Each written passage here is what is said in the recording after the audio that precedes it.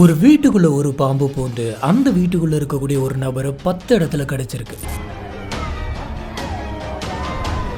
இந்த விஷயம் தெரிய வந்ததுக்கு அப்புறமா அந்த ஒட்டுமொத்த ஊரே வந்து பார்த்தீங்கன்னா பரபரப்பா இருக்கு.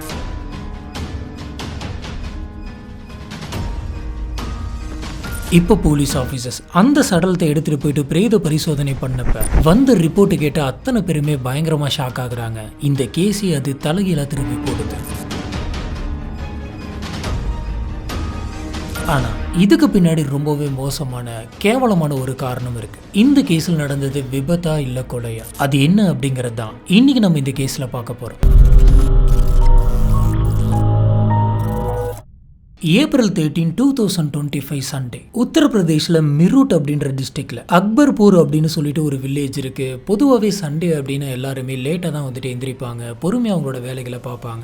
ஏன்னா வாரத்தில் 6 நாள் வந்துட்டு நம்ம விடாம வேலை செஞ்சுட்டு நம்மளுக்கு ரெஸ்ட்னு சொல்லி கிடைக்கிற ஒரே ஒரு நாள் அந்த சண்டே மட்டும்தான். அன்னைக்கு ஒரு நாள் தான் நிம்மதியாக தூங்க முடியும். அந்த ஊருக்குள்ள இருக்கக்கூடிய ஒரு வீட்டில் அமித் அப்படின்ற ஒரு நபர் இருக்காரு. இவருக்கு 35 வயசு. இவர் அந்த ஞாயிற்றுக்கிழமை வீட்டில் படுத்து நல்லா தூங்கிட்டு இருக்காரு. இந்த விஷயத்தை பார்த்த அந்த அமித்தோட ஒய்ஃபான ரவிதா அவங்களுடைய 6 வயசு பையனான அனிகிட் கிட்ட கையில வந்துட்டு காஃபியை கொடுத்து போய் உங்க அப்பாவை எழுப்பி இதை கொடு அப்படின்னு சொல்றாங்க. இந்த பையனும் பெட்ரூம்குள்ள போயிட்டு அவங்க அப்பா கிட்ட போய் நின்று அப்பா எந்திரிங்க காஃபி குடிங்க அப்படின்னு சொல்லி கூப்பிட்டு இருக்கான். ஆனா அவங்க அப்பா எந்திரிக்கவே இல்லை, நல்லா படுத்து தூங்கிட்டு இருந்திருக்காரு. இதனால இன்னுமே சத்தமா அப்பா எந்திரிங்கப்பா எந்திரிங்க, ரொம்பவே டைம் ஆயிடுச்சு, எந்திரிச்சு காஃபி குடிங்க அப்படின்னு கத்துறான். ஆனா அமித் நல்ல பெட்ஷீட்டை போத்தி செவுத்து ஓரமா படுத்திருந்திருக்காரு. கொஞ்சம் கூட அவர் நகர்ல. இன்னும் இவர் எந்திரிக்கவே மாட்டேங்கிறாரு அப்படின்னு சொல்லி யோசிச்சா அவங்க பையன் மேல இருந்த பெட்ஷீட்டை பிடிச்சி இழுக்கிறான். இப்படி இழுத்ததும் அந்த பெட்ஷீட் வந்துட்டு இந்த பையனோட கையிலே வருது. அப்பதான் ஒரு விஷயத்தை நோட் பண்றான். பயங்கரமா கத்த ஆரம்பிக்கிறான். இந்த விஷயத்தை கேட்டு அமித்தோட அப்பா வந்துட்டு ரொம்பவே கஷ்டப்பட்டு அந்த ரூம்குள்ள வராரு. ஏன்னா அவங்க அப்பாவுக்கு சில ஹெல்த் இஷ்யூஸ்லாம் இருக்கு. அவர்னால சரியா நடக்க முடியாது. அதனால ரொம்பவே கஷ்டப்பட்டு அந்த ரூம்குள்ள போறாரு. போய் பார்த்த அவருமே பயங்கரமா கத்துறாரு. இப்ப இவர் அந்த சின்ன பையனும் கத்துற அந்த சத்தம் வந்துட்டு அந்த வீட்டுல இருக்கவங்க அத்தனை பேருக்குமே கேக்குது. சொல்ல போனா அந்த வீட்டுல வெளியில் இருக்கவங்களுக்கும் கேக்குது. இந்த சத்தத்தை கேட்டு பயந்து போய் அமித்தோட ஒய்ஃபான ரவிதா, அப்புறம் அவங்களுடைய மீதி இருக்கக்கூடிய 2 பெண் குழந்தைங்க, அப்புறம் இவருடைய அம்மா, இவங்க எல்லாருமே கத்துற அந்த சத்தத்தை கேட்ட வீட்டுக்கு வெளியில் இருந்தவங்க நிறைய பேர் வந்துட்டு என்னாச்சுன்னு தெரியல அப்படின்ட்டு இந்த வீட்டுக்குள்ள ஓடி வந்து பாக்குறாங்க. உள்ள வந்து பார்த்தா அத்தனை பேருக்குமே பயங்கரமான ஷாக்கு. காரணம் என்ன அப்படின்னு கேட்டிங்கன்னா அமித் வந்துட்டு பேச்சு மூச்சு இல்லாமல் செவுத்த பார்த்த மாதிரி அப்படியே படுத்திருக்காரு. அவருடைய லெஃப்ட் ஹேண்டுக்கு பக்கத்தில் பெருசா ஒரு பாம்பு ஒன்று படுத்திருக்கு. அந்த பாம்பு வந்து பார்த்தீங்கன்னா நகராம அமித்தோட கைக்கு பக்கத்திலே வந்துட்டு படுத்திருக்கு. இதை பார்த்து எல்லாருக்கும் என்ன தோணுது அப்படின்னு பார்த்தீங்கன்னா அமித் வேற அசைவே இல்லாமல் அப்படியே படுத்து கிடக்குறாரு. பக்கத்தில் பாம்பு இருக்கு. ஒருவேளை இந்த பாம்பு வந்துட்டு அவர் கொத்தி இருக்குமோ, அவர் இப்போ உயிரோடு இருக்காரா இல்லையானே தெரியலையே அப்படின்ற மாதிரி பல யோசனைகள் வருது. பார்த்தவங்களும் அப்படியே ஷாக்காகி நிற்கிறாங்க. இவங்க யாருமே அமித் கிட்டே போல. காரணம் என்ன அப்படின்னு கேட்டீங்கன்னா பக்கத்துல இருந்த பாம்பு. இந்த பாம்பு அப்படி சுத்திக்கிட்டே அங்க படுத்து இருக்குது. பக்கத்துல போனா நம்மள கொத்திருமோ அப்படின்ற பயத்துல யாருமே பக்கத்துல போல. இப்போ இந்த ஊருக்குள்ள இருக்கிறவங்க என்ன பண்றாங்க அப்படின்னு பாத்தீங்கன்னா இவங்களுக்கு தெரிஞ்ச பாம்பு பிடிக்கிற ஒரு நபருக்கு கால் பண்ணி அந்த இடத்துக்கு வர வைக்கிறாங்க. இந்த விஷயம் கேள்விப்பட்ட உடனே அவர் வேக வேகமா இந்த வீட்டுக்கு ஓடி வராரு. ஓடி வந்து அங்க படுத்திருக்கக்கூடிய அந்த பாம்பை அழகா எடுத்து ஒரு பாக்ஸ்குள்ள போடுறாரு. முன்னாடியே வந்து அந்த கும்பல்ல இருந்தவங்க போலீஸ் ஆபீசர்ஸ்க்கு கால் பண்ணியிருக்காங்க. அதனால இந்த சம்பவம் நடந்த இடத்த கொஞ்ச நேரத்திலே போலீஸ் ஆபீசர்ஸும் அந்த இடத்துக்கு வராங்க. இப்படி வந்த போலீஸ் ஆபீசர் அமித்தோட பக்கத்துல உட்காந்து பாக்குறாங்க. அமித் உயிரோட இல்ல அப்படிங்கிறது தெரியுது. போலீஸ் ஆபீசர்ஸ் அமித்தோட உடம்ப பார்க்கும் போதே ஒரு 10 இடத்துல அது கொத்தன மாதிரி இருந்திருக்கு. இதை வச்சு போலீஸ் ஆபீசர்ஸ் இந்த பாம்பு வந்துட்டு இவரை கொத்தி இருக்கு, அதனாலதான் இவர் இறந்திருக்காரு அப்படின்றத கன்ஃபார்ம் பண்றாங்க. இப்போ இந்த விஷயம் பாத்தீங்கன்னா ஊரு ஃபுல்லா பரவ ஆரம்பிக்குது. அமித்தோட வீட்டுக்குள்ள ஒரு பாம்பு போயிருக்கு. அந்த பாம்பு தூங்கிட்டு இருந்தவரோட பெட் மேல ஏறி அவரை 10 இடத்துல கடிச்சு வச்சிருக்கு. இதனால அநியாயமா அவர் இறந்து போயிட்டாரு அப்படின்னு சொல்லி எல்லாருமே ஊருக்குள்ள பேசிக்க ஆரம்பிக்கிறாங்க. அந்த ஊருக்குள்ள பேசிக்க மட்டும் கிடையாது, அமித் இறந்து போய் கடந்த அந்த சமயத்துல பல பேர் வந்து பாத்தீங்கன்னா அவரை போட்டோ வீடியோஸ்லாம் எடுத்திருக்காங்க. இப்படி இவங்க எல்லாருமே சேர்ந்து எடுத்த அந்த போட்டோ வீடியோ எல்லாத்தையுமே அவங்க சோஷியல் மீடியாவில் அப்லோட் பண்ணியிருக்காங்க. இதனால இந்த கேஸ் வந்து பாத்தீங்கன்னா உடனடியாக வைரலா எல்லா இடத்துலயுமே பரவ ஆரம்பிக்குது. இது ஒரு பக்கம் போயிட்டு இருக்க போலீஸ் ஆபீசர்ஸ் இது ஒரு விபத்து அப்படிங்கிறதுனால அமித்தோடைய சடலத்தை பிரேத பரிசோதனைக்கு அனுப்பி வைக்கிறாங்க. ஒரு கட்டத்துல இந்த பிரேத பரிசோதனையுடைய ரிப்போர்ட்டும் வருது. இந்த ரிப்போர்ட்டை படிச்சு பார்த்த போலீஸ் ஆபீசர்ஸ்க்கு பயங்கரமான ஷாக் ஒன்று காத்துக்கிட்டு இருந்தது. அப்படி அந்த ரிப்போர்ட்ல என்ன இருந்தது? நம்ம இந்த சேனல்ல நம்மளை சுத்தி இந்த உலகத்துல எந்த மாதிரியான விஷயங்கள்லாம் நடந்துட்டு இருக்கு, எப்படிப்பட்ட மனிதர்கள்லாம் இருக்காங்க அப்படின்றத பாக்குறோம். இந்த கேஸ் வீடியோஸ்லாம் உங்களுக்கு பிடிச்சிருந்தது அப்படின்னா மறக்காம லைக் பண்ணுங்க, நம்மளோட சேனலுக்கு சப்போர்ட் பண்ணி சப்ஸ்கிரைப் பண்ணுங்க. ஹலோ ஃப்ரெண்ட்ஸ், நான் உங்க சாமி.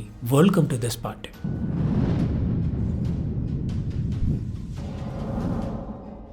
அமித் அப்புறம் ரவிதா இவங்க 2 பேருமே கல்யாணம் பண்ணி 8 வருஷம் ஆகுது. இவங்களுக்கு மொத்தம் 3 குழந்தைங்க இருக்காங்க. ஃபர்ஸ்ட் 6 வயசான அனிகேட், அப்புறம் 4 வயசான அனு, அப்புறம் 2 வயசான கௌரி. இந்த வீட்டுக்குள்ள அமித், ரவிதா அப்புறம் இந்த 3 குழந்தைங்க மட்டும் இருக்க கிடையாது. அமித்தோடைய அப்பா அம்மாவும் இங்கே தான் இருக்காங்க. அமித்தோடைய பிரதரும் இங்கே தான் இருக்காரு. இவங்க எல்லாருமே சேர்ந்து ஒரே வீட்டுல கீழே மேல அப்படின்னு சொல்லி சந்தோஷமா வாழ்ந்துட்டு இருக்காங்க. இந்த வீட்டுக்குள்ள அமித் மட்டும்தான் வேலைக்கு போயிட்டு இருக்காரு. அமித்தோடைய அப்பா அப்புறம் அவங்களுடைய தம்பி 2 பேருமே ஒர்க் பண்ணல. இதனாலயோ என்னமோ அமித் வந்துட்டு தேவையில்லாத எந்த ஒரு செலவையுமே பண்ண மாட்டார். இந்த குடும்பத்துக்கு என்ன தேவை என்ன தேவையில்லை அப்படின்றது எல்லாமே அவருக்கு ரொம்ப தெளிவா தெரியும். அதுபடி அந்த குடும்பத்தை ரொம்பவே நல்லா ரன் பண்ணிட்டு இருந்தாரு. எந்த அளவுக்கு முடியுமோ அந்த அளவுக்கு உழைச்சு இவர் இந்த வீட்டுக்காக கஷ்டப்பட்டு ஓடிக்கிட்டு இருக்காரு. அமித் டெய்ல்ஸ் எல்லாம் தயாரிக்கக்கூடிய ஒரு கம்பெனில ஒர்க் பண்ணிட்டு இருக்காரு. இவர் நேரா வீடு விட்டா கம்பெனி, கம்பெனி விட்டா வீடு அப்படின்னு இருப்பாரு. சுத்தி இருக்கிற அத்தனை பேருக்குமே அமித் ரொம்ப நல்லா தெரியும். அமித் எல்லாருக்குமே ரொம்ப ரொம்ப பிடிக்கும். ஏன்னா அவரு எல்லாருக்குமே முக்கியத்துவம் கொடுப்பாரு. எல்லாத்துக்கிட்டுமே ரொம்ப பாசமா பேசி பழகுவாராம். அந்த வீட்டுக்குள்ள பணத்துக்கு மட்டும்தான் கஷ்டம் இருந்ததே தவிர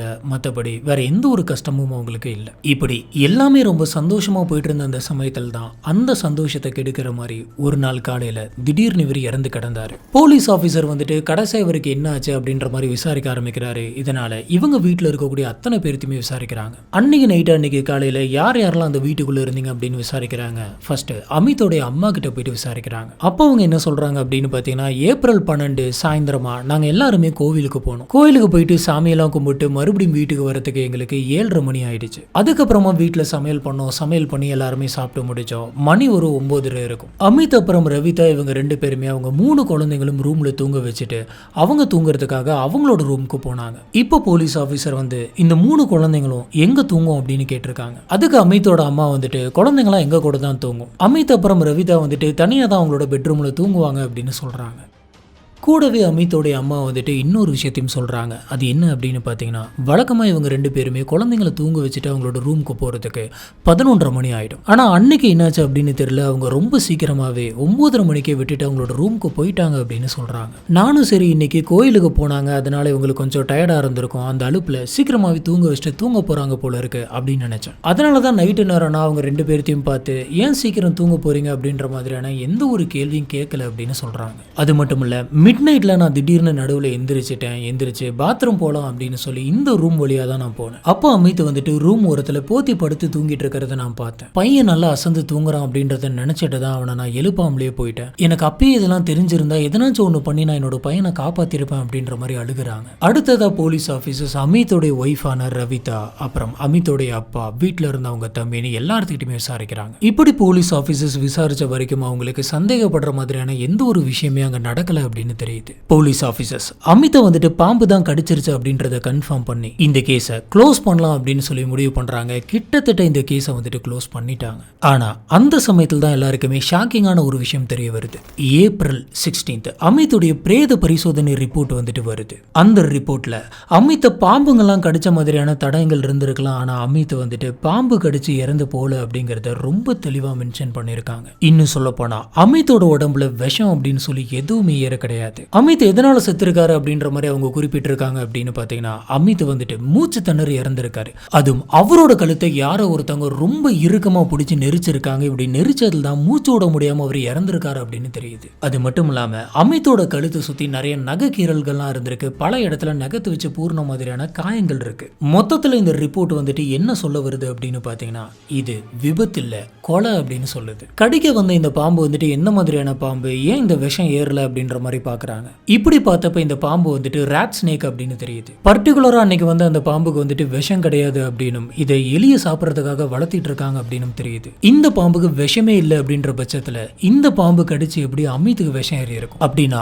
அமித்தை யாரு கொலை பண்ணிருப்பா அப்படின்ற மாதிரி யோசிக்கிறாங்க போலீஸ் ஆபீசர்ஸ்க்கு. அந்த சமயம் எந்த ஒரு எவிடன்ஸுமே கிடைக்கல. கரெக்டா அன்னைக்கு நைட்டு 9:30 மணி வரைக்கும் அமித் வந்துட்டு உயிரோடு இருக்கிறத பார்த்திருக்காங்க. அப்படின்னா தூங்கும் போது தான் யாரோ ஒருத்தவங்க வந்துட்டு கழுத்து நெரிச்சு கொலை பண்ணிருக்கணும். இப்ப அமித்தோட ஃபேமிலி மெம்பர்ஸ் அக்கம் பக்கத்தில் இருக்கிறவங்க அத்தனை பேர்த்தையுமே போலீஸ் ஆஃபீஸர்ஸ் விசாரிச்சாங்க. எவ்வளவு விசாரிச்சும் போலீஸ் ஆஃபீஸர்ஸ்க்கு எந்த விதமான எவிடன்ஸோ க்ளூவோ கிடைக்கல. வீட்டில் இருக்கவங்க கிட்ட உங்களுக்கு யாருமேலாச்சும் சந்தேகம் இருக்கா அப்படின்ற மாதிரி கேட்டிருக்காங்க. அதுக்கு அத்தனை பேருமே அமித் வந்துட்டு ரொம்ப ரொம்ப நல்லவர், யார்கிட்டயுமே சண்டைக்கு போக மாட்டாரு, அப்படி இருக்கிறப்ப இவருக்கு எதிரி அப்படின்னு சொல்லி யார் இருக்க முடியும் அப்படின்னு சொல்றாங்க. இப்படி போயிட்டு இருந்த இந்த சமயத்தில் தான் போலீஸ் ஆஃபீஸர்ஸ் அமித்தோடைய ஒய்ஃபான ரவிதாவை அரெஸ்ட் பண்றாங்க. சுத்தி இருந்த எல்லாருக்குமே பயங்கரமான ஷாக்கு. எதுக்காக நீங்க ரவிதாவை அரெஸ்ட் பண்றீங்க அப்படின்ற மாதிரி கேட்கறாங்க. உங்களுக்கு இந்த கேஸை சீக்கிரமா முடிக்கணும் அப்படின்றதுக்காக நீங்க தேவையில்லாம அவரோட ஒய்ஃப் வந்துட்டு அரெஸ்ட் பண்ணிருக்கீங்க அப்படின்ற மாதிரிலாம் சொன்னாங்க. இதுக்கு போலீஸ் என்ன சொல்லியிருக்காங்க அப்படின்னு பாத்தீங்கன்னா, எங்களுக்கு ஆரம்பத்துல இருந்தே ரவிதா மேல சந்தேகம் இருந்தது. ஏன்னா அன்னைக்கு அமித் கூட தூங்குனது ரவிதா தான். அது மட்டும் இல்லாம ரவிதா கிட்ட நாங்க இன்வெஸ்டிகேஷன் பண்ண அந்த சமயத்துல அவங்களோட மொழியே சரி கிடையாது. அவங்க ஏதோ ஒண்ணு மறைக்கிற மாதிரி இருந்தது. ரொம்பவே பதட்டமா இருந்தாங்க, பயந்தாங்க, பல விஷயங்களை மாத்தி மாத்தி சொன்னாங்க. அதனாலதான் எனக்கு சந்தேகமா இருக்கு அப்படின்ற மாதிரி சொல்லி ரவிதாவை அரெஸ்ட் பண்ணி கொண்டு போயிட்டு விசாரிச்சாங்க. போலீஸ் ஆபீசர்ஸ் ரவிதாவை கூப்பிட்டு வச்சு இன்வெஸ்டிகேஷன் பண்ணிட்டு இருந்த அந்த சமயத்துல ரவிதா வந்து, எனக்கு ஒண்ணுமே தெரியாது, நானே என்னோட ஹஸ்பண்ட் இறந்து போன அந்த துக்கத்தில் இருக்கேன், நீங்க என்னென்னமோ சொல்லிட்டு இருக்கீங்க அப்படின்ற மாதிரி சொல்லியிருக்காங்க. இருந்தாலும் போலீஸ் ஆபீசர்ஸ் ரவிதா சொல்ற எதையுமே நம்புறதா இல்ல. போலீஸ் ஆபீசர்ஸ் விடாம பல ஆங்கிள் திரும்ப திரும்ப விசாரிச்சுட்டே இருந்திருக்காங்க. இப்படி துருவி துருவி விசாரிச்சதுல ஆமா, நான் தான் என்னுடைய ஹஸ்பண்டான அமித்தை வந்துட்டு கொலை பண்ண அப்படின்றத ஒத்துக்கிறாங்க. சரி சொல்லுங்க, அன்னைக்கு நைட்டு என்ன நடந்துச்சு, ஏன் உங்களோட ஹஸ்பண்டை கொலை பண்ணீங்க அப்படின்னு கேட்க ரவிதா என்ன நடந்துச்சு அப்படிங்கறத ஆரம்பத்துல இருந்து சொல்றாங்க. அமித் வேலை செய்யக்கூடிய அந்த டெயில்ஸ் கம்பெனில அமர்தீப் அப்படின்ற ஒரு நபரும் வேலை பார்த்துட்டு இருக்காரு. 2024 அமித் அப்புறம் அமர்தீப் இவங்க 2 பேருக்கு நடுவில் பழக்கம் ஏற்படுது. இவங்க 2 பேருமே ஃப்ரெண்ட்ஸ் ஆகுறாங்க. இப்படி இருக்கிறப்பதான் ஒரு நாள் அமர்தீப்பை அமித் வந்துட்டு வீட்டுக்கு கூட்டிட்டு வந்து அவரோட ஒய்ஃபான ரவிதா கிட்ட இந்த அமர்தீப்பை இன்ட்ரோடியூஸ் பண்ணி வைக்கிறாரு. ரவிதாவும் ஆரம்பத்துல ஹஸ்பண்டோட ஃப்ரெண்டு தான் அப்படின்னு நினைச்சு பேச ஆரம்பிக்கிறாங்க. இந்த அமர்தீப்புக்கு அமரோட வீட்டுல இருந்தவங்க அத்தனை பேருக்கு கூடயுமே ஒரு நல்ல பாண்டிங் இருந்தது. இதனாலே அமர்தீப் ரெகுலரா அந்த வீட்டுக்கு வரதும் போறதுமா இருக்காரு. இப்படி வந்துட்டு போயிட்டு இருந்த அந்த சமயத்துல அமர்தீப்புக்கு வந்துட்டு ரவிதாவை ரொம்ப ரொம்ப பிடிச்சு போகுது. ரவிதாவுக்கும் அமர்தீப் மேல ஒரு விதமான ஈர்ப்பு இருந்தது. ஆனா அந்த விஷயத்த ரவிதா வந்து அமர்தீப் கிட்ட சொல்லல. செப்டம்பர் 2024 ஒரு நாள் அமர்தீப் வந்துட்டு ரவிதா கிட்ட, எனக்கு உங்களை பிடிச்சிருக்கு, நான் உங்களை லவ் பண்றேன் அப்படின்னு சொல்றான். இதை கேட்ட ரவிதாவும் எனக்கு உங்களை ரொம்ப பிடிச்சிருக்கு அப்படின்ற மாதிரி சொல்றாங்க. இதனால 2 பேருமே அப்பையில இருந்து லவ் பண்ண ஆரம்பிக்கிறாங்க. இது வரைக்கும் அமித் இருந்த நேரத்துல மட்டும் வீட்டுக்கு வந்துட்டு போயிட்டு இருந்த இந்த அமர்தீப் வந்துட்டு அமித் இல்லாத நேரமும் வீட்டுக்கு வர ஆரம்பிக்கிறான். அமித் வீட்டுல இருக்க நேரங்கள்ல வந்துட்டு இவங்க 2 பேருமே மாத்தி மாத்தி மெசேஜஸ் பண்ணிப்பாங்க. அது மட்டும் இல்லாம அமித் தூங்குனதுக்கு அப்புறமா இவங்க 2 பேரும் விடிய விடிய கால் பேசியிருக்காங்க. அமித் வேலைக்கு போற அந்த சமயத்துல இவங்க நிறைய தடவை கால் பேசியிருக்காங்க. இப்படி போயிட்டு இருக்க ஒரு கட்டத்துல அமர்தீப் வந்துட்டு யாருக்கும் தெரியாம நைட்டு நேரமும் ரவிதாவை பாக்குறதுக்காக அந்த வீட்டுக்கு போயிட்டு இருந்திருக்கான். பல நேரங்கள்ல அமித்துக்கு வந்து அந்த டைல்ஸ் கம்பெனில நைட்டு நேரமும் வேலை இருக்கும். அதனால அந்த சமயங்கள்ல அவரு நைட்டு நேரம் வீட்டுல இருக்க மாட்டாரு. இவங்களுடைய குழந்தைங்களும் வந்து பாத்தீங்கன்னா அவங்களுடைய அம்மா அப்பா கூட மாடியில தூங்குவோம், இவங்க 2 பேரும் தனியா தான் தூங்குவாங்க அப்படின்றதுனால அமித் வீட்டுல இல்லாத அந்த சமயத்துல ரவிதா வந்துட்டு அவங்களுடைய ரூம்ல தனியா தான் தூங்குவாங்களாம். இதை பயன்படுத்திக்கிட்ட ரவிதா வந்து வீட்டுல இருக்கிறவங்க அத்தனை பேருமே தூங்கிட்டாங்களா அப்படின்றத செக் பண்ணிட்டு இந்த அமர்தீப்பை வீட்டுக்குள்ள வர வைக்கிறதுக்கு ஹெல்ப் பண்ணுவாங்களாம். இப்படி பல முறை அமர்தீப் வந்துட்டு வீட்டுக்குள்ள வந்துட்டு போயிருக்கான். அந்த வீட்டுக்குள்ளே இவங்க 2 பேருமே தவறான உறவுல இருந்திருக்காங்க. இப்படி ஒரு பக்கம் நடந்துகிட்டே இருக்க யாரோ ஒரு நபர் வந்துட்டு நைட்டு நேரம் இவங்களோட வீட்டுக்குள்ள போயிட்டு வந்துட்டு இருக்காங்கன்ற விஷயத்த அந்த வீட்டை சுத்தி இருக்கக்கூடிய அக்கம் பக்கத்துல இருக்கிறவங்க 1-2 பேர் பார்த்திருக்காங்க. யார் இப்படி வந்துட்டு போயிட்டு இருக்கா அப்படின்றத அவங்க நோட் பண்ணப்பதான் இது அமித்தோட ஃப்ரெண்டான அமர்தீப் ஆச்சு அப்படின்றத தெரிஞ்சுக்கிறாங்க. சொல்ல போனா இந்த மாதிரியான ஒரு நபர் வந்துட்டு நைட்டு நேரம் ஆனா வீட்டுக்குள்ள வந்துட்டு போறான் அப்படின்ற விஷயம் அவங்க வீட்டுக்குள்ள இருக்கவங்களுக்கு கூட தெரியாது. ஆனா அந்த வீட்டை சுத்தி இருக்கிறவங்க நிறைய பேருக்கு வந்துட்டு தெரிய ஆரம்பிச்சது. இதுல ஒருத்தர் டைரக்டா அமித் கிட்டே போயிட்டு நைட் ஆனா உங்களோட ஃப்ரெண்டு வந்துட்டு வீட்டுக்குள்ள வந்துட்டு போறான், நாங்க பல முறை நோட் பண்ணிட்டோம், நீங்க நைட்டு வேலைக்காக வீட்டுல இருந்து கிளம்பி வெளியில போறீங்க, நீங்க போன அடுத்த கொஞ்ச நேரத்திலே நைட்டுக்கு மேல அவன் இந்த வீட்டுக்குள்ள வரான் அப்படின்ற விஷயத்த சொல்றாங்க. இது கேட்ட அமித்துக்கு வந்துட்டு ஸ்டார்டிங்ல பயங்கர ஷாக்கா இருந்திருக்கு. இருந்தாலும் தன்னோட ஒய்ஃபையும் ஃப்ரெண்டையும் வந்துட்டு நம்ம சந்தேகப்படக்கூடாது, அது நல்லா இருக்காது அப்படின்னு சொல்லி விட்டுறாரு. ஆனா போக போக இதே மாதிரியான கம்ப்ளைண்ட் வந்துட்டு இவருக்கு வந்துகிட்டே இருக்கு. இவரே வந்துட்டு பர்சனலா இந்த விஷயத்த நோட் பண்ண ஆரம்பிக்கிறாரு. அப்பதான் ரவிதா வந்துட்டு யாருக்கும் மறைச்சு வச்சு போன் பண்றது டெக்ஸ்ட் பண்றதெல்லாம் இவர் நோட் பண்றாரு. அன்னைக்கு ஒரு நாள் ரவிதா நல்லா படுத்து தூங்கிட்டு இருந்த அந்த சமயத்துல ரவிதாவுக்கு தெரியாம அமித் வந்துட்டு ரவிதாவுடைய செல்போன் எடுத்து நோண்டி பார்க்கறாரு. இப்படி பார்த்தப்ப இந்த ரவிதா வந்துட்டு ஒவ்வொரு நாளும் அமர்தீப்புக்கு எக்கச்சக்கமான கால்ஸ் எல்லாம் வந்துட்டு பண்ணியிருக்காங்க அப்படின்றது தெரியுது. அதுவும் ஒவ்வொரு காலையுமே வந்துட்டு இவங்க பல மணி நேரம் பேசியிருக்காங்க. இதுக்கப்புறம் தான் இவங்க 2 பேரும் பண்ணிக்கிட்டு அந்த டெக்ஸ்ட் மெசேஜஸ் எல்லாம் பார்த்திருக்காரு. அந்த மெசேஜை பார்த்து இவருக்கு பயங்கரமான ஷாக். ஏன்னா இவங்க 2 பேரும் ஹஸ்பண்ட் அண்ட் ஒய்ஃப் மாதிரி ரொம்பவே க்ளோஸா ரொம்பவே டீப்பா வந்துட்டு மெசேஜ் பண்ணியிருக்காங்க. இவங்களுடைய கான்வர்சேஷன்ஸ் எல்லாம் அவரால் படிக்க கூட முடியல. இதை பார்த்து அவருக்கு ரொம்ப ரொம்ப கஷ்டமா இருந்திருக்கு. அதே இடத்துல அவர் மனசுடைஞ்சு போறாரு. வாழ்க்கையில நம்ம யாரெல்லாம் ரொம்ப நம்புவோமோ அவங்களே இந்த மாதிரியான ஒரு துரோகத்தை பண்ணியிருக்காங்களே அப்படின்றத நினைச்சு ரொம்பவே கஷ்டப்படுறாரு. இதை பத்தி அமித் வந்துட்டு ரவிதா கிட்ட கேக்குறாங்க. அதுக்கு ரவிதா வந்து தேவையில்லாம என்ன சந்தேகப்படுறீங்களா அப்படின்ற மாதிரி சண்டை போட்டிருக்காங்க. அப்ப அமித் வந்துட்டு ரவிதாவோட போனை காமிச்சு, எதுக்கு இப்படி பல மணி நேரம் பேசியிருக்க, உன்னோட மெசேஜஸ் எல்லாத்தையுமே நான் பார்த்துட்டேன், நீங்க என்னென்ன பேசிக்கிறீங்க அப்படின்னு சொல்லி எல்லாமே எனக்கு தெரியும். அது மட்டும் இல்லாம நைட்டு எனக்கு தெரியாம அவன் வீட்டுக்குள்ள அடிக்கடி வந்துட்டு போறதும் எனக்கு தெரியும். இதுக்கு மேல இது நீ ரிப்பீட் பண்ணக்கூடாது, இதுக்கு மேல அமர்தீப்பை வந்துட்டு நீ பார்க்கவோ பேசவோ கூடாது அப்படின்னு சொல்லி மிரட்டுறாரு. ஆனா ரவிதா இவரு பேசின எதையுமே வந்துட்டு கண்டுக்கவே கிடையாது. மறுபடியும் வந்து அந்த அமர்தீப் கூட பேசியிருக்காங்க, அவரை பார்த்துருக்காங்க. மார்ச் 10 இவ்வளவு திட்டியுமே ரவிதா வந்துட்டு மறுபடியும் பேசிட்டு இருக்காங்க அப்படின்ற விஷயம் அமித்க்கு தெரியுது. இதனால இவர் பயங்கரமா கோவப்பட்டிருக்காரு. ரவிதா கூட பயங்கரமா சண்டை போட்டிருக்காரு. இது மட்டும் இல்லாம ஸ்ட்ரெயிட்டா இவர் அமர்தீப் கிட்டே போயிட்டு இதுக்கு மேல என்னோட ஒய்ஃப் கூட நீ பேசக்கூடாது அப்படின்னு சொல்லி பயங்கரமா திட்டி இருக்காரு. இப்படி இவங்க ரெண்டு பேருமே பேசிட்டு இருந்த அந்த சமயத்துல அந்த வாய் வார்த்தையா இருந்த அந்த சண்டை வந்துட்டு அடிதடியில முடியுது. இவர் அமர்தீப் அடிச்சுட்டு இதுக்கு மேல நீ ரவிதா கூட பேசக்கூடாது, மீறி பேசின அப்படின்னு சொன்னான், உன்னை நான் சும்மா விட மாட்டேன், அடிச்சு சாவடிச்சிருவேன் அப்படின்னு சொல்லி மிரட்டிட்டு வந்திருக்காரு. அடுத்த நாள் இவர் ரவிதா கிட்ட இதுக்கு மேல வீட்டை விட்டு நீ வெளியில போக கூடாது, எனக்கு தெரியாம எதுவுமே பண்ணக்கூடாது அப்படின்னு சொல்றாரு. இவர் சொன்னது மட்டும் இல்லாம அவங்க வீட்டுக்குள்ளேயே வந்துட்டு அவருடைய அப்பா அம்மா ரெண்டு பேர்த்தையுமே ரவிதாவை நீங்க வாட்ச் பண்ணிட்டே இருங்க, அவ என்ன பண்றா ஏது பண்றா அப்படின்ற எல்லாத்தையுமே நீங்க என்கிட்ட சொல்லிக்கிட்டே இருக்கணும் அப்படின்னு சொல்றாரு. இந்த விஷயம் வந்துட்டு ரவிதாவுக்கு கொஞ்சம் கூட பிடிக்கல, பயங்கர கடுப்பா இருந்திருக்கு. சும்மா வெளியில போனா கூட எங்க போற அப்படின்னு கேட்டுட்டே இருப்பாங்க. பாத்ரூமுக்கு நான் போறேன் அப்படின்னு சொன்னா கூட வெளியில இவங்க வெயிட் பண்ணிட்டு இருப்பாங்களாம். ஒருவேளை போனை பாத்ரூம்குள்ள எடுத்துட்டு போயிட்டு வச்சு பேசுவாளோ அப்படின்ற மாதிரியான சந்தேகம்லாம் இவங்க அம்மா அப்பாக்கு இருந்திருக்கு. இந்த சம்பவங்கள் நடக்கிறதுக்கு முன்னாடி வரைக்கும் ரவிதாவுக்கு அமிதா ரொம்ப ரொம்ப பிடிக்கும். என்னதான் இவங்க அமர்தீப் கூட அஃபர்ல இருந்தாலும் அமித்தை விடுறதுக்கு மனசெல்லாம் இருந்தாங்க. ஆனா இவங்களை இந்த மாதிரி மிரட்டி வச்சிருந்தது, அமர்தீப்பை போயிட்டு அடிச்சது, இந்த விஷயங்கள் எல்லாத்தையுமே யோசிச்சதுக்கு அப்புறமா இவங்களுக்கு அமித்தை வந்துட்டு கொஞ்சம் கூட பிடிக்காம போயிடுது. இந்த சமயம் இவங்களுக்கு அமர்தீப்பை இன்னுமே பிடிக்குது. நம்ம அமர்தீப் கூட சந்தோஷமா இருக்கிறதுக்கு ஒரே ஒரு தடவை வந்துட்டு அமித் தான். அதனால அமித்தை கொலை பண்ணலாம் அப்படின்னு சொல்லி இவங்க முடிவு பண்றாங்க. இதை பத்தி இவங்க அமர்தீப் கிட்ட போயிட்டு பேசியிருக்காங்க. அமித்தை வந்துட்டு நம்ம கொலை பண்ணிடலாம், அதுக்கப்புறம் நம்ம ரெண்டு பேருமே சேர்ந்து சந்தோஷமா இருக்கலாம் அப்படின்னு சொல்றாங்க. இந்த விஷயத்தை கேட்ட அமர்தீப் வந்துட்டு இதை ஒத்துக்கவே இல்லை, இது சரிப்பட்டு வராது, இது தப்பா தான் போய் முடியும் அப்படின்ற மாதிரி வார்ன் பண்ணியிருக்கான். ஆனா இந்த ரவிதா வந்துட்டு அவங்க கிட்ட பேசுற மாதிரி பேசி அவனை சம்மதிக்க வைக்கிறான். இந்த விஷயம் எப்ப நடக்குது அப்படின்னு பாத்தீங்கன்னா இதுங்க ரெண்டுமே சேர்ந்து லவ் பண்ண ஆரம்பிச்ச கரெக்டா 7 மாசம் கழிச்சு நடக்குது. ஏப்ரல் 12 வீட்டுல இருக்க எல்லாருமே கோயிலுக்கு போலாம் அப்படின்னு சொல்லி யோசிக்கிறாங்க. இந்த சமயம் ரவிதா இதுதான் அமித்தை கொலை பண்றதுக்கான சரியான சமயம் அப்படின்னு பிளான் பண்றாங்க. சொல்ல போனா இந்த ஏப்ரல் 12 கோவிலுக்கு போவாங்க அப்படின்றத முன்கூட்டி தெரிஞ்சுக்கிட்ட ரவிதா ஒரு 6 நாளைக்கு முன்னாடியே அமர்தீப் கூட சேர்ந்து இந்த கொலை எப்படி பண்ணலாம் அப்படின்ற பிளான்லாம் வந்துட்டு போடுறாங்க. அந்த 12 இவங்க கோயிலுக்கு போயிட்டு வந்ததுக்கு அப்புறமா சீக்கிரமாவே குழந்தைய தூங்க வச்சுட்டு நம்ம போய் தூங்கலாம் அப்படின்ற மாதிரி ரவிதா வந்து சொல்லியிருக்காங்க. இதை கேட்ட அமித்தும் சரி நம்ம கூட டைம் ஸ்பெண்ட் பண்ணோம் அப்படின்னு நினைக்கிறா போல இருக்கு அப்படின்னு சொல்லி 9:30 மணிக்கு அந்த குழந்தைங்க எல்லாத்தையுமே தூங்க வச்சுட்டு இவங்க ரெண்டு பேரும் பெட்ரூமுக்கு போறாங்க. இதுக்கப்புறம் அப்படியே நைட்டு போகுது. அமித் வந்துட்டு படுத்து நல்லா தூங்குறாரு. இவரு தூங்குனதுக்கு அப்புறம் ரவிதா வந்துட்டு வீட்டுல இருக்கிற மத்த எல்லாருமே தூங்கிட்டாங்களா அப்படின்றத செக் பண்றாங்க. அமைதியா மாடிக்கு போயிட்டு எல்லாருமே தூங்குறாங்களா அப்படின்றத பார்த்துட்டு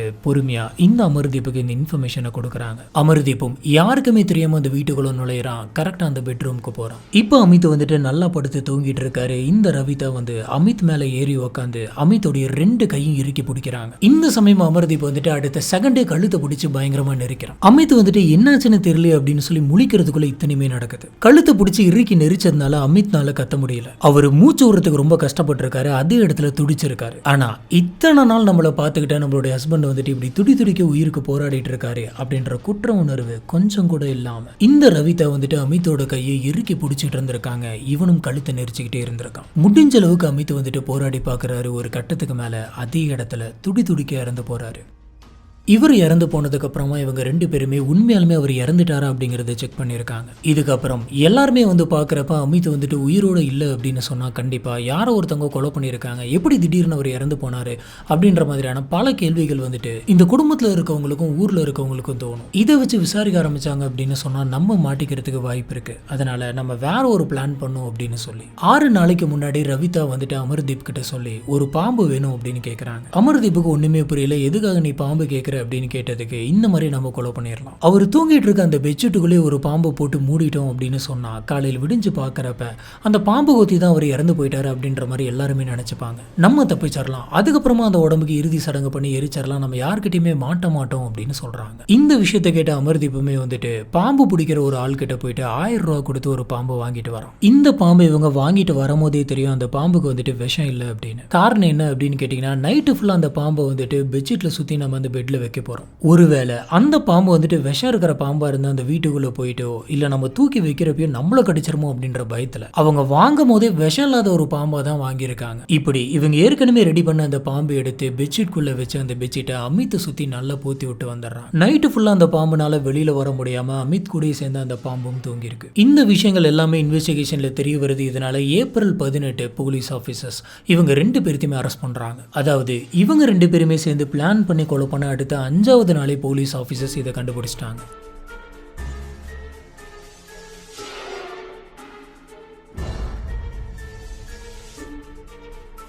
இப்போ ரவிதாவுடைய 3 குழந்தைங்களும் அமித்தோடைய அப்பா அம்மா தான் பார்த்துக்கிறாங்க. இந்த ஒட்டுமொத்த வீட்லையுமே வந்து சம்பாரிச்சிட்டு இருந்தது அமித் மட்டும்தான். இப்போ அமித்தும் வந்துட்டு இறந்துட்டாரு. இதுக்கப்புறம் என்ன பண்றது அப்படின்னு தெரியாம இந்த குடும்பம் வந்துட்டு ரொம்ப ரொம்ப கஷ்டப்பட்டது. அப்ப நிறைய சமூக சேவை செய்யறவங்களாம் வந்துட்டு நிறைய ஃபண்ட்ஸ் எல்லாம் வந்து கலெக்ட் பண்ணி இந்த குடும்பத்தை ரன் பண்றதுக்காக கொடுத்தாங்க. இப்போ கரண்ட்ல 2 பேருமே ஜெயில தான் இருக்காங்க. இந்த கேஸ் வந்துட்டு இப்போ கோர்ட்ல போயிட்டு இருக்கு. 2 பேருக்கு மேலேயுமே IPC 302 IPC 120B வந்துட்டு பதிவு பண்ணிருக்கு. இந்த கேஸோட ட்ரையல் வந்துட்டு இன்னும் கோர்ட்ல போயிட்டு தான் இருக்கு. ஃபைனல் ஜட்ஜ்மெண்ட் வந்துட்டு வரல. இதே மீரூட் ஊர்ல தான் வந்து பாத்தீங்கன்னா இதுக்கு முன்னாடி ஒரு ஒய்ஃப் வந்துட்டு தன்னுடைய ஹஸ்பண்டை கொலை பண்ணி துண்டு துண்டா வெட்டி ப்ளூ கலர் ட்ரம்ல போட்டு வச்சிருந்தாங்க. இந்த கேஸே வந்துட்டு பயங்கர பரபரப்பா போயிட்டு இருந்தது. இந்த கேஸே அந்த ஊர்ல இருக்கக்கூடிய மக்கள் யாருமே இன்னும் மறக்கல. அதுக்குள்ள இந்த மாதிரியான ஒரு கேஸ் ஒய்ஃப் வந்து தன்னுடைய ஹஸ்பண்டை கொலை பண்ணி துண்டு துண்டா வெட்டி இந்த மாதிரி ப்ளூ கலர் ட்ரம்ல போட்டு சிமெண்ட் போட்டு மூடி வச்ச இந்த கேஸ் நம்மளே நம்மளோட சேனல்ல வந்து டிஸ்கஸ் பண்ணியிருக்கோம். பயங்கரமான ஷாக்கிங்கான ஒரு ட்விஸ்டட் கேஸ். இதுதான் இன்னைக்கு நம்ம பார்க்கறது. இந்த கேஸ் வழக்கமா நம்ம சொல்ற மாதிரி தான் எந்த ஒரு ரிலேஷன்ஷிப்பா இருந்தாலும் சரி அதுக்கு நடுவில் ட்ரஸ்ட் இருக்கணும். ட்ரஸ்ட் இல்லாமல் போச்சு அப்படின்னு சொன்னால் அது அவங்களுக்கு மட்டும் பிரச்சனை கிடையாது, சுற்றி இருக்கிற எல்லாருக்குமே பிரச்சனை. பொதுவாகவே இந்த மாதிரியான கேஸில் பாதிக்கப்படுறது ஒன்றுமே தெரியாத ஒரு தப்புமே பண்ணாத ஒரு நபர் தான். இந்த மாதிரியான ஒரு விஷயத்தை இவங்க பண்ணியிருக்காங்க அப்படின்றது தெரிஞ்சும் அமித் வந்துட்டு இவங்களை ஏற்றுக்கிட்டாரு. ஆனால் அமித் சொன்னது இதுக்கு மேலே இந்த மாதிரி நீ பண்ணாத ஒழுங்கா இரு அப்படின்றது மட்டும்தான். அந்த சமயம் கூட நம்மளோட ஹஸ்பண்டுக்கு தெரிஞ்சிருக்கு. இது தெரிஞ்சுமே வந்துட்டு நம்மளை மன்னிச்சு ஏற்றுக்கிட்டாரு. மறுபடியும் இதை பண்ணாத அப்படின்னு தான் சொல்றாரு அப்படின்ற எந்த ஒரு புரிதலுமே உங்களுக்கு இல்லை. சொல்லப்போனா அந்த சமயமே நம்ம ஒரு தப்பு பண்ணிட்டு இருக்கோம் அப்படின்ற ஒரு ரியலைசேஷனுக்குள்ளே இவங்க இல்லை. மறுபடியும் அதே தப்பு பண்ணியிருந்திருக்காங்க. இவங்களுக்கு பிடிக்கல அப்படின்னு சொன்னா அந்த இடத்த விட்டு கூட இவங்க கிளம்பி போயிருக்கலாம். ஆனா அதெல்லாம் பண்ணாம எந்த விதமான குற்ற உணர்வுமே இல்லாம தன்னோட ஹஸ்பண்டே வந்துட்டு கொலை பண்ணியிருக்காங்க. இப்ப ஜெயில அவங்க ஆசைப்பட்ட மாதிரி சூப்பரான ஒரு வாழ்க்கையை வந்துட்டு வாழ்ந்துட்டு இருக்காங்கன்னு நினைக்கிறேன். இந்த கேஸை பத்தி உங்களுக்கு என்ன தோணுது அப்படிங்கிறது கீழே இருக்கக்கூடிய கமெண்ட் பாக்ஸ்ல மறக்காம ஸ்பாட் பண்ணுங்க. நம்ம கமெண்ட் செக்ஷன்ல வச்சு இதை பத்தி டிஸ்கஸ் பண்ணுவோம். நம்மளோட வீடியோஸ் எல்லாமே உங்களுக்கு பிடிச்சிருந்தது அப்படின்னு சொன்னா மறக்காம லைக் பண்ணுங்க. நம்மளோட சேனலுக்கு சப்போர்ட் பண்ணி சப்ஸ்கிரைப் பண்ணுங்க.